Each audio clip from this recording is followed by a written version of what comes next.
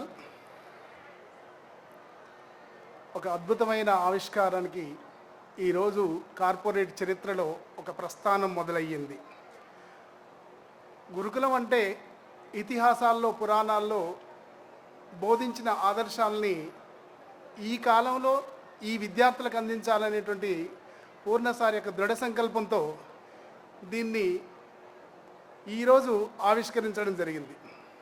ఇది మంచి ఫలితాలని, మంచి పురోగమనాన్ని, మంచి భవిష్యత్తును జేడీ సార్ చెప్పినట్టు ఒక ట్రాన్స్ఫార్మేషన్ను, అంటే ఏం చెప్పాడు ఆయన, ఐఐటికి ఇంటర్నేషనల్ స్థాయికి, ఐఐటికి మారిపోయారంటే హైదరాబాద్లో రెసిడెన్స్ గురుకుల్ అనేటువంటి ఆశయంతో దీన్ని ప్రారంభించడం జరుగుతుంది.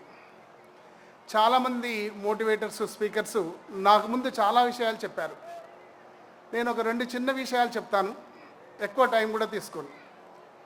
ప్రపంచం చాలా విశాలమైంది, అద్భుతమైంది, చాలా విచిత్రమైంది కూడా. అదేంటో కానీ సాధ్యాసాధ్యాలని రెండింటినీ కలిగి ఉంటుంది. ప్రయత్నము నిజాయితీగా దృఢమైన సంకల్పం చేస్తే అసాధ్యమైంది ఎంతో విచిత్రంగా సాధ్యం కూడా అవుతుంది. ఆ సాధ్యమైన దాంట్లో ఈ రెసిడెన్స్ హైదరాబాదు ఒకటి. మంచి ఫలితాలతో పాటు మంచి భవిష్యత్తుని ఇవ్వాలి, మంచి పౌరుణ్ణి తయారు చేయాలనేటువంటి ఆశయంతో ఈ గురుకులం స్టార్ట్ చేయడం జరిగింది.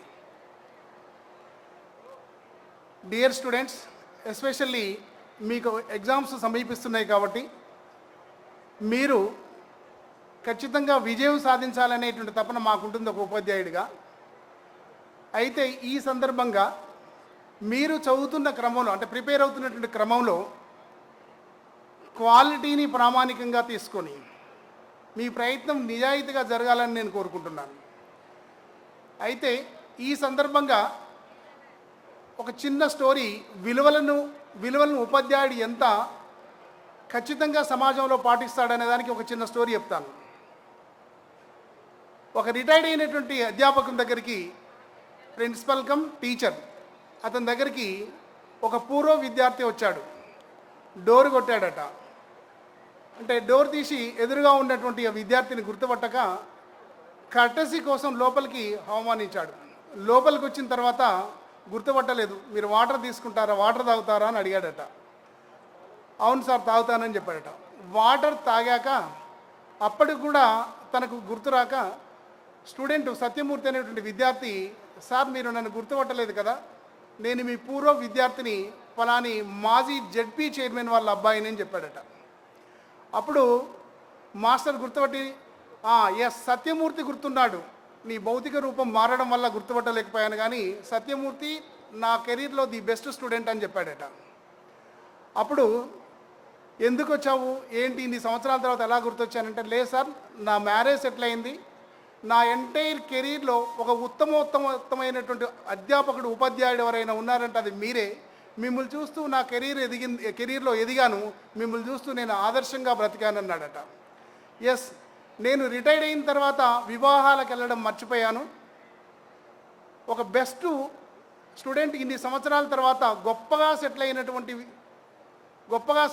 ఒక విద్యార్థి తన దగ్గరికి వచ్చినప్పుడు ఈ రోజు నుండి మళ్ళీ నేను వివాహాలకు వెళ్ళాలని డిసైడ్ అయిపోయాడట. ఆయన మ్యారేజ్కి వెళ్ళి మళ్ళీ, అంటే అన్ని మర్యాదలు జరిగినాయి, తర్వాత ఇంటి దగ్గర దించిపోయారు ఆ టీచర్ను. అతనికి ఏం గిఫ్ట్ ఇవ్వాలో స్టూడెంట్కి అర్థం కాలేదు. మాస్టర్ స్టూడెంట్కి ఏం గిఫ్ట్ ఇవ్వగలడు చెప్పండి? అది గొప్పగా సెటిల్ అయినటువంటి ఒక కోటీశ్వరునికి ఏం గిఫ్ట్ ఇవ్వగలడు చెప్పండి? కానీ మాస్టర్ ఒక లెటర్ ఇచ్చాడట.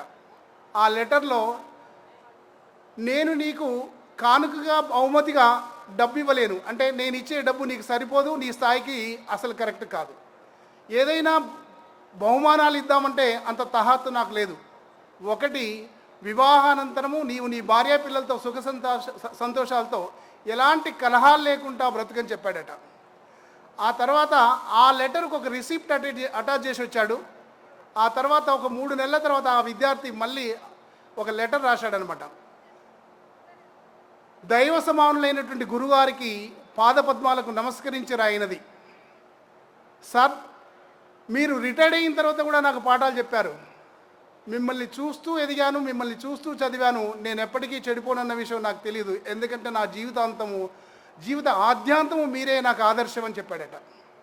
ఎస్, ఆదర్శమైనటువంటి ఉపాధ్యాయుడు ఏం చేస్తాడు? ఆ రిసిప్ట్ ఏంటి? ఆ లెటర్ వెనకాల ఉన్నటువంటి చిన్న రిసిప్ట్ ఒక 1116 1116 రూపీసు ఒక అనాథాశ్రమానికి ఆ విద్యార్థి యొక్క పేరు మీద కానుకగా ఇచ్చాడట. ఆ రిసిప్టే ఆయన వివాహానికి ఆయన ఇచ్చినటువంటి కానుక. దాన్ని చాలా ఆనందంగా ఫీల్ అయ్యాడు ఆ స్టూడెంట్. ఆ తర్వాత 3 నెలల తర్వాత జరిగినటువంటి కజిన్ మ్యారేజ్ కూడా ఒక 50,000 విలువైనటువంటి బహుమానాన్ని ఇచ్చే క్రమంలో ఆ 50,000 రూపాయలను ఒక అనాథాశ్రమానికి ఇచ్చి ఆ రిసిప్ట్ వాళ్ళ కజిన్కి ఇచ్చాడట వివాహంలో కానుకగా. అంటే ఈ పరంపర కొనసాగించడంలో ఉపాధ్యాయుడి యొక్క ఆదర్శనీయత, ఆ దార్శనికత ఎంత గొప్పగా ఉంటుందో చూడండి. నేను ఈ సందర్భంగా ఈ కథను ఎందుకు చెప్పానంటే, మీరు చదువుతున్నటువంటి క్రమంలో ఎక్సర్సైజ్ 1లో ఎన్ని బిట్స్ చేశారు, ఎక్సర్సైజ్ 2లో ఎన్ని బిట్స్ చేశారు, మొత్తానికి ఈరోజు ఎన్ని వందల బిట్స్ ప్రాక్టీస్ చేశారు అనేటువంటి దాంతో వెళ్తున్నాం. నిజానికి ఇది మూస విధానము, ఒక రోట్ లెర్నింగ్ మెథడ్. నిజానికి కాన్సెప్ట్ బాగా నేర్చుకున్నటువంటి విద్యార్థి ఏ ఎక్సర్సైజ్లో ఎన్ని బిట్స్ ఉన్నా చేయగలడు. కొత్తగా తను సొంతంగా బిట్స్ను కూడా క్రియేట్ చేయగలడు. కాన్సెప్ట్ను బోధించడంలో ఈరోజు ఉపాధ్యాయుడు విఫలమవుతున్నాడా? ఆదర్శాలు లేనటువంటి ఆదర్శం అనేటువంటి దార్శనికత లేనటువంటి అధ్యాపకుడు విలువల్ని బోధించట్లేదా? విలువల్ని బోధించే క్రమంలో విద్యార్థులను వాటిని రిసీవ్ చేసుకోవట్లేదా? ఒకవేళ ఇవన్నీ ఏమైనా ఉపాధ్యాయుడు అనేవాడు విలువల్ని ప్రతినిత్యము పాటించాల్సిందే, బోధించాల్సిందే, విలువల్ని ప్రామాణికంగా తీసుకొని విద్యార్థులు ఎదగాల్సిందే, గొప్ప వ్యక్తులుగా సెటిల్ అవ్వాలి. అంటే ప్రపంచంలో గొప్ప వ్యక్తులుగా సెటిల్ అవ్వడము, గొప్ప వ్యక్తులుగా ఉండడం అంటే గొప్పగా డబ్బులు సంపాదించడం అనేది నా దృష్టిలో నాన్సెన్స్. అలా అనుకుంటే అంబేద్కర్ని కానీ, అబ్దుల్ కలాంని కానీ, లాల్ బహదూర్ శాస్త్రిని కానీ, నెక్స్ట్ పటేల్ని కానీ, వాజ్పేయిని కానీ, ఇప్పటికిప్పటికీ దేశాన్ని పరిపాలిస్తున్న మోడీని కానీ డబ్బులతో ప్రామాణికంగా కొలవలేము. There is no parameter to measure the talent.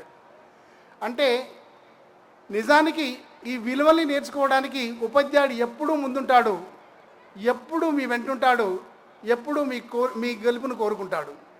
అందుకనే నేను చెప్పాను, ప్రపంచం చాలా విశాలమైంది, విచిత్రమైంది. సాధ్యాసాధ్యాలు రెండుంటాయి.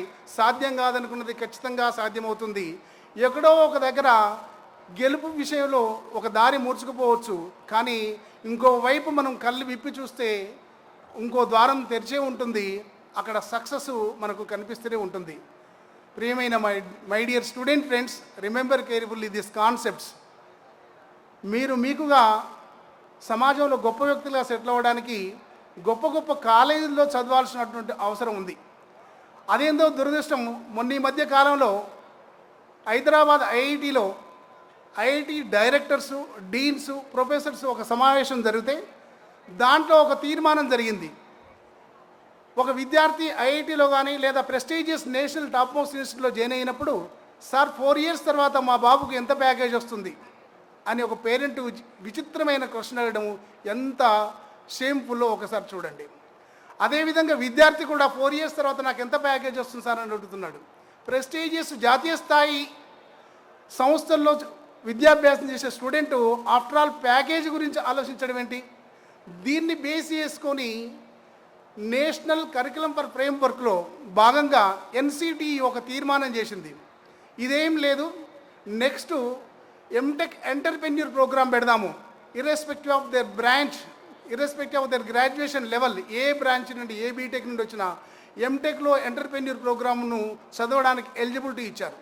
అంటే ఒక ఎంటర్ప్రెన్యూర్గా, ఒక శాస్త్రవేత్తగా, ఒక సమాజానికి ఉపయోగపడే వ్యక్తిని తయారు చేయడానికి కోసంకి వాటిని కోర్సును స్టార్ట్ చేసే దురదృష్టం మన దేశానికి పట్టింది. ఎందుకంటే ఇక్కడ ఉన్నటువంటి అందరి విద్యార్థుల యొక్క లక్ష్యం ఒకటే, సాఫ్ట్వేర్ ఇంజనీర్ కావాలి. నాకు తెలుసు ఇక్కడ ఉన్నటువంటి స్టూడెంట్స్లో అందరూ ఒక క్వాలిటీ టీచర్ కావాలి, మాకు బాగా పాఠాలు చెప్పే మాస్టర్ కావాలి, కానీ నేను టీచర్ కాకూడదు. గొప్ప మేధావైనటువంటి ఐఐటీలలో, ఎన్ఐటీలలో, నైసర్ లాంటి ఇన్స్టిట్యూట్లో లేదా ఐఐసి లాంటి బెంగళూరు లాంటి టాప్ మోస్ట్ ఇన్స్టిట్యూట్లో చదువుకున్న విద్యార్థి కూడా తను సాఫ్ట్వేర్ ఇంజనీర్ కావడం ఎంత దురదృష్టకరం ఆలోచించండి. మంచి విద్యార్థి టీచర్ కాకూడదా? మీకు మంచి టీచర్ని ఎక్స్పెక్ట్ చేస్తున్నప్పుడు మీరెందుకు టీచర్ కాకూడదు?